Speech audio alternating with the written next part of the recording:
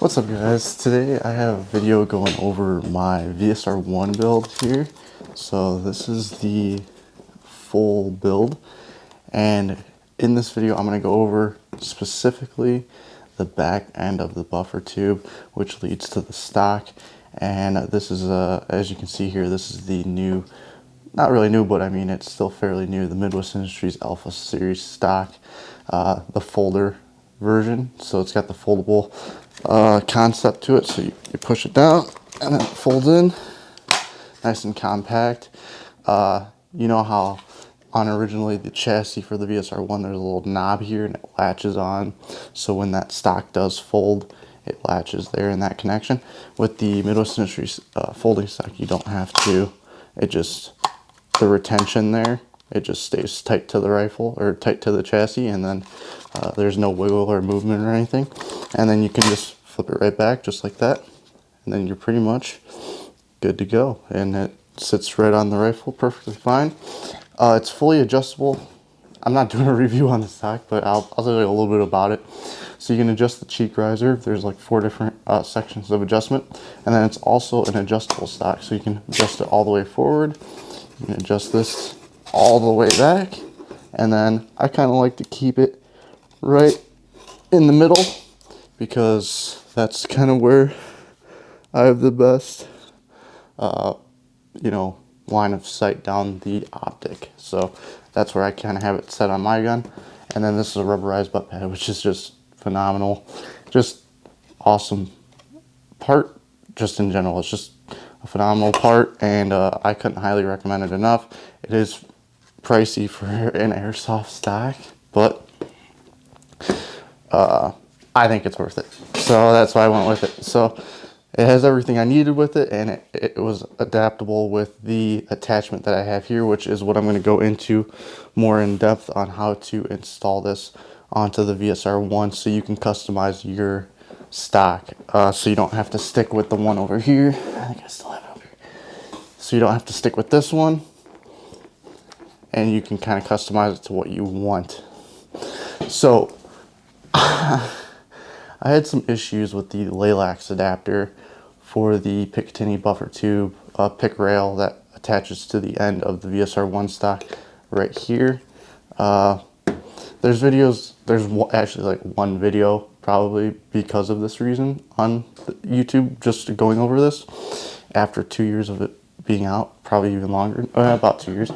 But there's probably a reason why there's only one review video or install video, because of the issue that a lot of people are having. I had someone comment down below like, I couldn't figure it out, why is it not going in?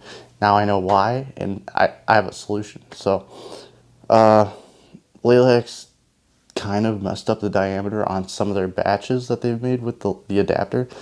I can't say it's for every batch, but my batch had the same issue as the guy in one of my comments had, and it's probably the same as some other people have had too with the Laylax VSR One adapter pick rail, so you can attach your own stock.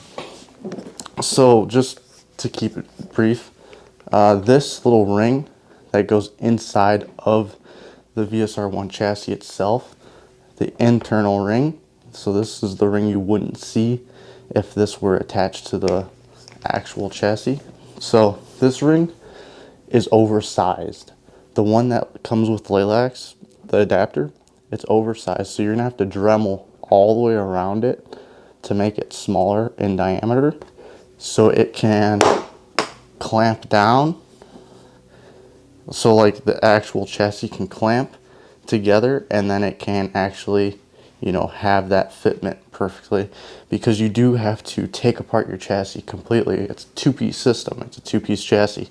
So as you can see right down the center here, this is where it splits apart.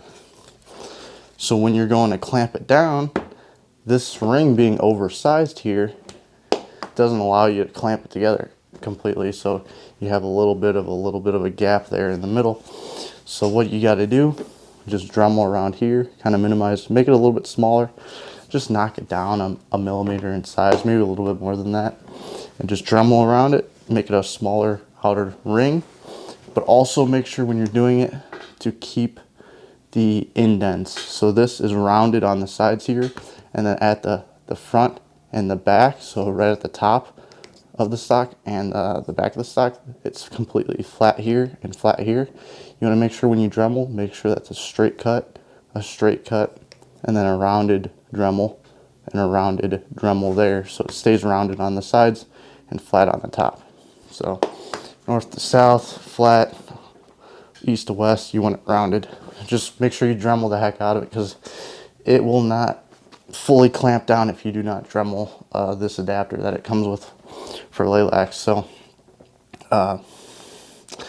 it is what it is. It kind of frustrated me, and I don't feel like taking it apart because I put some Loctite and stuff on it and adhesive just to keep it in place so I don't have to mess with it again, and so it just stays together and clamped together, because I don't want it coming loose or anything like that because of the such tight fitment. It might pop loose. I don't want any issues. So I kind of just walked you through how to do it yourself.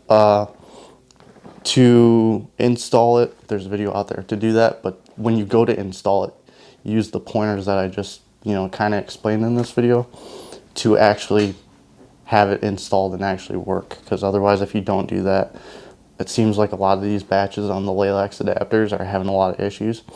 So that's kind of unfortunate. It's an awesome part, I mean, for the price point and the customization abilities, what you can do with the VSR One. It's an awesome part to have, but if it's not a part that you can actually install like out of the box and just drop it into your rifle without having to like do extra steps, it kind of sucks. But it is what it is. It's worth it in the long run. I would still recommend the part, but keep in mind it's going to be a process to get it actually installed. So to install the Alpha stock, it was very simple. If you do end up going with the same exact stock I went with, there's pretty much just this Allen key right here. That attaches it directly to the picatinny rail that you'll have attached to your VSR One, and that is just the one tool there. I would use about 15 pounds of pressure. It doesn't have to be specific to that, because you're not using it for like an actual firearm, so you're not having any recoil or anything like that, so it's not going to like wiggle loose, but you still want it super tight so it doesn't fall off when you're in game. So at least 15 pounds of pressure is pretty solid there. And then as far as flipping it to this side of the rifle, because I'm a lefty and it comes out of the box to flip to the left side, which is where the bolt handle is, and that's how this one is. It flips to the left side. So that's another reason why I wanted to swap stocks. It's just because it flipped to the bolt handle and I don't want to mess with that. So with this stock, you can adjust that to the right side here, like I have it here on this end. And to do that, you just loosen these two screws here, and then you flip the adapter that Midwestern Industries has, and then this you would reattach the stock. So you just flip the adapter to the other side, and then reattach the actual stock itself. And that's all you have to do, is take out those two screws and then put them back in, and then you're good to go. And now it's on the other side and it's flipped to where you want it.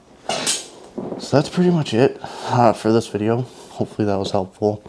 It's pretty much just like a tips and tricks to how to install your VSR One adapter, because there's more to it than just that install video that they have.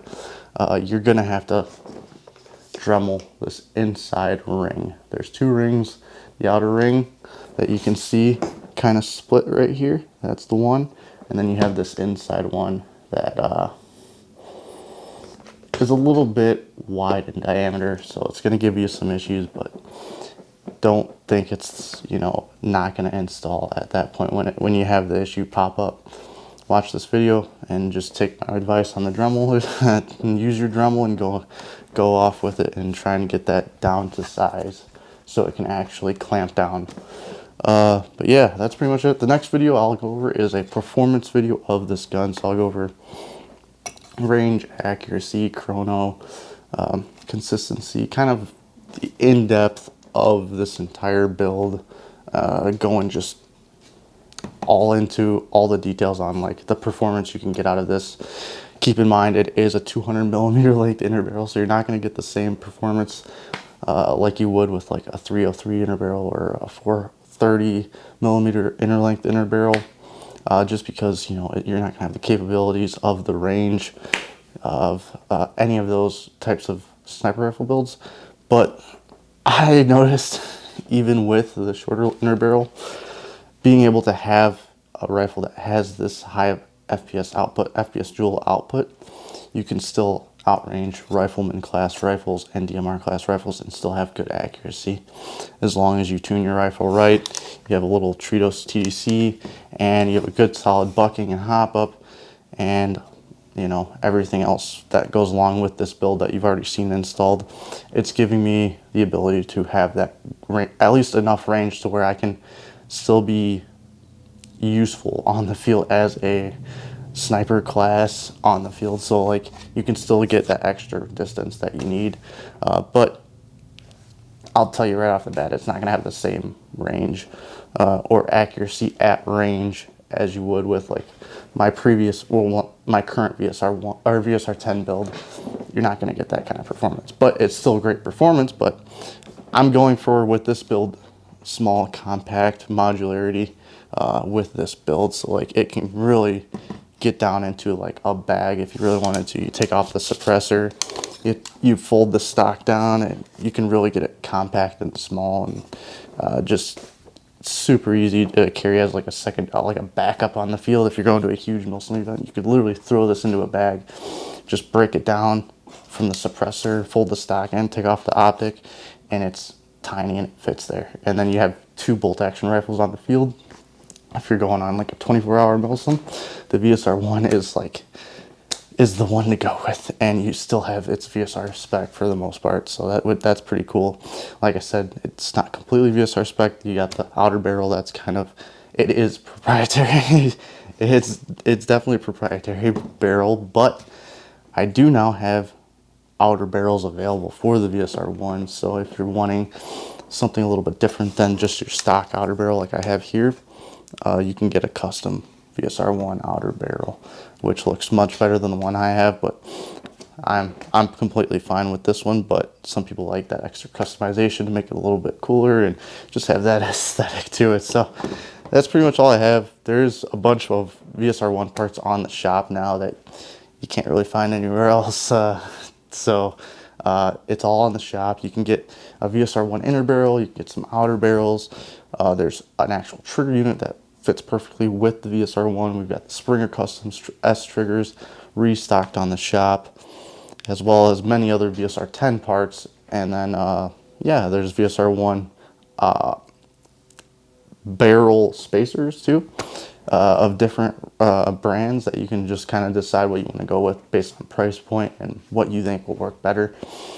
I've tried the Tritos spacers out, and I would recommend those highly as well for the outer barrels that are on the shop, the edgy outer barrels.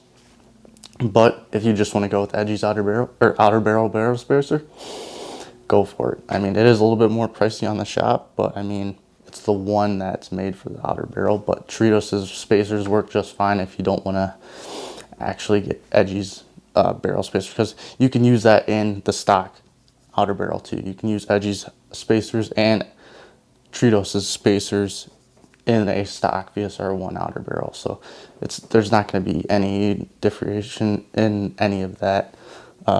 Actually, I don't think I have edgy VSR One outer barrel spacers, but I do have the Tritos barrel spacers, and that works with the VSR One outer barrel and the edgy outer barrel. So you can use those Tritos spacers if you're looking for just barrel spacers for this rifle. And yeah, like I said, there's a variety of parts for the VSR One now, and that's pretty much how you install the adapter from Laylax with extra modification.